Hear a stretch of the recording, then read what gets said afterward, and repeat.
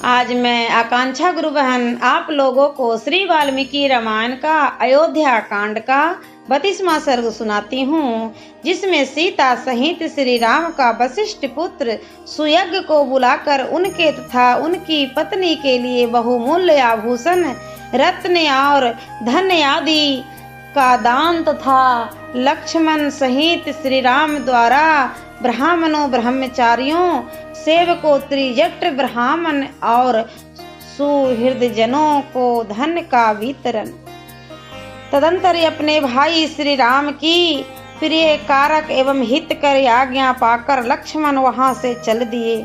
वहां शीघ्र ही गुरु पुत्र सुयज्ञ के घर में प्रवेश किया।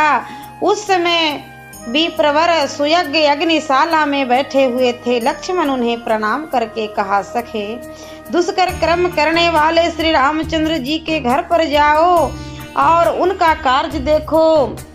सुयज्ञ ने मध्यकाल की संध्योपासना पूरी करके लक्ष्मण के साथ जाकर श्री राम के रमणीय भवन में प्रवेश किया, जो लक्ष्मी से संपन्न था। होम काल में पूजित अग्नि के समान तेजस्वी वेद वेता सुयज्ञ को आया जान सीता सहित श्री राम ने हाथ जोड़कर उनकी आगमनी की। तत्पश्चात कुकुत्स कुलभूषण श्री राम ने सोने से बने हुए श्रेष्ठ अंगदों, सुंदर कमंडलों, सुवर्ण सूत्र में पिरोए हुए मणियों, क्यूरों, वलयों तथा अन्य बहुत से रत्नों द्वारा उनका पूजन किया। इसके बाद सीता जी की प्रेरणा से श्री राम ने सुयज्ञ से कहा, सौम्य तुम्हारी पत्नी की सखी सीता तुम्हें अपना हार, स्वर्ण सूत्र और करधनी देना चाहती है। इन वस्तुओं को अपनी पत्नी के लिए ले जाओ। वन को प्रस्थान करने वाली तुम्हारी स्त्री की सखी सीता तुम्हें तुम्हारी पत्नी के लिए विचित्र अंगद और सुंदर केयूर भी देना चाहती है। उत्तम बिछौने से युक्त तथा नाना प्रकार के रत्नों से विभूषित जो पलंग है, उसे भी विदेह नंदनी सीता तुम्हारे ही घर भेज देना चाहती है। विप्रवर सुयंजय नामक जो हाथी है, जिसे मेरे मामा ने मुझे भेंट किया था, उसे 1000 असरफियों के साथ मैं तुम्हें अर्पित करता हूँ। श्री राम के ऐसा कहने पर सुयज्ञ ने वे सब वस्तुएं ग्रहण करके श्री राम, लक्ष्मण और सीता के लिए मंगलमय आशीर्वाद प्रदान किए।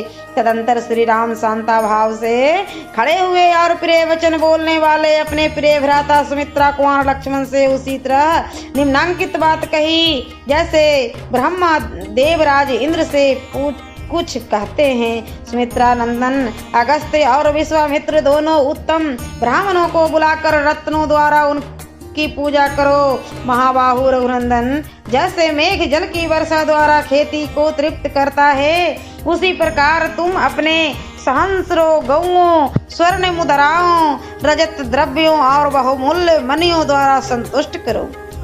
लक्ष्मण यजुर्वेदीय तैत्तिरीय शाखाओं का अध्ययन करने वाले ब्राह्मणों के जो आचार्य और संपूर्ण वेदों के विज्ञान हैं, साथ ही जिनमें दान प्राप्ति की योग्यता है, तथा जो माता कौशल्या के प्रति भक्ति भाव रखकर प्रतिदिन उनके पास आकर उन्हें आशीर्वाद प्रदान करते हैं, उनको सवारी, दास दासी, रेशमी वस्त्र और जितने धन से वे ब्राह्मण देवता संतुष्ट हो, उतना धन खजाने से दिलवाओ। चित्ररथ नामक सूत श्रेष्ठ सचिव भी हैं। वे सुदीर्घ काल से यही रघुकुल की सेवा में रहते हैं, उनको भी तुम बहुमूल्य रत्न, वस्त्र और धन देकर संतुष्ट करो। साथ ही इन्हें उत्तम श्रेणी के यज्ञ आदि सभी पशु और 1 सहस्र गायें उत्पन्न अर्पित करके पूर्ण संतोष प्रदान करो। मुझसे संबंध रखने वाले जो कट शाखा और कलाप शाखा के अध्येता बहुत से दंडधारी ब्राह्मणचारी हैं, वे सदा स्वाध्याय में ही संलग्न रहने के कारण दूसरा कोई कार्य नहीं कर पाते। भिक्षा मांगने में आलसी हैं, परंतु स्वादिष्ट अन्न खाने की इच्छा रखते हैं। महान पुरुष भी उनका सम्मान करते हैं। उनके लिए रत्नों के बोझ से लदे हुए 80 ऊंट, अघनी चावल का भार ढोने वाले 1 सहस्र बैल तथा भद्रक नामक चने मूंग आदि का भार लदे हुए 200 बैल और दिलवाओ। सुमित्रा कुमार उपयुक्त वस्तुओं के सिवा उनके लिए दही घी आदि व्यंजन के निमित्त 1 सहस्र गौएं भी हकवा दो। माता कौशल्या के पास मेखलाधारी ब्रह्मचारियों का बहुत बड़ा समुदाय आया है, उनमें से प्रत्येक को 1,000 स्वर्ण मुद्राएं दिलवा दो। लक्ष्मण, उन समस्त ब्रह्मचारी ब्राह्मणों को मेरे द्वारा दिलाई हुई दक्षिणा देखकर जिस प्रकार मेरी माता कौशल्या आनंदित हो उठे, उसी प्रकार तुम उन सबकी सब प्रकार से पूजा करो। इस प्रकार आज्ञा प्राप्त होने पर पुरुष सिंह लक्ष्मण ने स्वयं ही कुबेर की भांति श्री राम के कथनानुसार उन श्रेष्ठ ब्राह्मणों को उस धन का दान दिया। उसके बाद वहां खड़े हुए अपने आश्रित सेवकों को, जिनका गला अश्रुओं से रुधा हुआ था, बुलाकर श्री राम ने उनमें से एक एक को 14 वर्षों तक जीविका चलाने योग्य बहुत सा द्रव्य प्रदान किया और उन सब से कहा, जब तक मैं वन से लौट कर न आऊं तब तक तुम लोग लक्ष्मण के और मेरे इस घर को कभी सूना न करना, छोड़कर अन्यत्र न जाना। वे सब सेवक श्री राम के वनगमन से बहुत दुखी थे। उनसे उपयुक्त बातें कहकर श्री राम अपने धनाध्यक्ष से बोले, खजाने में मेरा जितना धन है वह सब ले जाओ। यह सुनकर सभी सेवक उनका धन ढो ढो कर ले आने लगे। वहाँ उस धन की बहुत बड़ी राशि एकत्र हुई दिखाई देने लगी, जो देखने ही योग्य थी। तब लक्ष्मण सहित पुरुष सिंह श्री राम ने बालक और बूढ़े ब्राह्मणों तथा दीन बंधुओं को वह सारा धन बंटवा दिया। उन दिनों वहाँ अयोध्या के आसपास वन में त्रिजट नाम वाले एक गर्ग गोत्रीय ब्राह्मण रहते थे। उनके पास जीविका का कोई साधन नहीं था, इसलिए उपवास आदि के कारण उनके शरीर का रंग पीला पड़ गया था। वे सदा फाल कुदाल और हल लिए वन में फल मूल की तलाश में घुमा करते थे। वे स्वयं तो बूढ़े हो चले थे, परंतु उनकी पत्नी अभी तरुणी थी। उनके छोटे बच्चों को लेकर ब्राह्मण देवता से यह बात कही, प्राणनाथ, स्त्रियों के लिए पति ही देवता है, अतः मुझे आपको आदेश देने का कोई अधिकार नहीं है। तथापि मैं आपकी भक्त हूँ, इसलिए विनय पूर्वक कह अनुरोध करती हूँ कि आप यह फाल और कुदाल फेंक कर मेरा कहना कीजिए। धर्मज्ञ श्री रामचंद्र जी से मिलिए। यदि आप ऐसा करें तो वहाँ अवश्य कुछ पा जाएंगे। पत्नी की बात सुनकर ब्राह्मण एक फटी धोती, जिससे मुश्किल से शरीर ढक पाता था, पहनकर उस मार्ग पर चल दिए जहाँ श्री राम जी का महल था। भृंगु और अंगिरा के समान तेजस्वी त्रिजट जन समुदाय के बीच से होकर श्री राम भवन की 5वीं ड्योढ़ी तक चले गए, परंतु उनके लिए किसी ने रोक टोक नहीं की। उस समय श्री राम के पास पहुंचकर त्रिजट ने कहा, महाबली राजकुमार, मैं निर्धन हूँ, मेरे बहुत से पुत्र है, जीविका नष्ट हो जाने से सदा वन में ही रहता हूँ, आप मुझ पर कृपा दृष्टि कीजिए। तब श्री राम ने विनोद पूर्वक कहा, ब्राह्मण, मेरे पास असंख्य गौएं हैं, इनमें से 1 सहस्र का भी मैंने अभी तक किसी को दान नहीं किया। आप अपना डंडा जितना दूर फेंक सकोगे वहां तक की सारी गौएं आपको मिल जाएंगी। यह सुनकर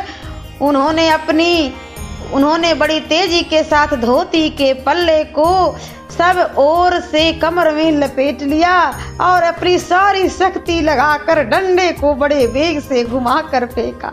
ब्राह्मण के हाथ से छुटा हुआ वह डंडा सरजू के उस पार 1000 गौओं से भरे हुए गोष्ठ में एक सांड के पास गिरा। धर्मात्मा श्री राम ने त्रिजट को छाती से लगा लिया और उस सरयू तट से लेकर उस पार गिरे हुए डंडे के स्थान तक जितनी गौएं थी उन सबको मंगवाकर त्रिजट के आश्रम पर भेज दिया। उस समय श्री राम ने गर्गवंशी त्रिजट को संतावना देते हुए कहा, ब्राह्मण, मैंने विनोद में यह बात कही थी, आप इसके लिए बुरा न मानिएगा। आपका यह जो दुरंजय तेज है, इसी को जानने की इच्छा से मैंने आपको यह डंडा फेंकने के लिए प्रेरित किया था। यदि आप और कुछ चाहते हो तो मांगे।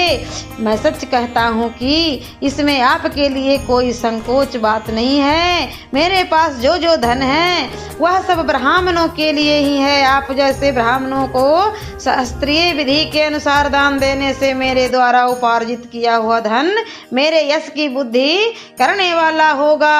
गौए के उस महान समूह को पाकर पत्नी सहित महामुनि त्रिजट को बड़ी प्रसन्नता हुई। वे महात्मा श्री राम को यश बल प्रीति तथा सुख बढ़ाने वाले आशीर्वाद देने लगे। तदंतर पूर्ण पराक्रमी भगवान श्री राम धर्म बल से उपार्जित किए हुए उस महान धन को लोगों के यथा योग सम्मान पूर्ण वचनों से प्रेरित हो बहुत देर तक अपने सुहृदयों में बांटते रहे। उस समय वहां कोई भी ब्राह्मण सुहृदय सेवक हृदय दरिद्र अथवा भिक्षुक ऐसा नहीं था जो श्री राम के यथा संयोग सम्मान दान और आदर सत्कार से तृप्त न किया गया हो। सियावरे रामचंद्र की जय। और मैं अगले वीडियो में अयोध्या कांड का 33वां सर्ग सुनाऊंगी।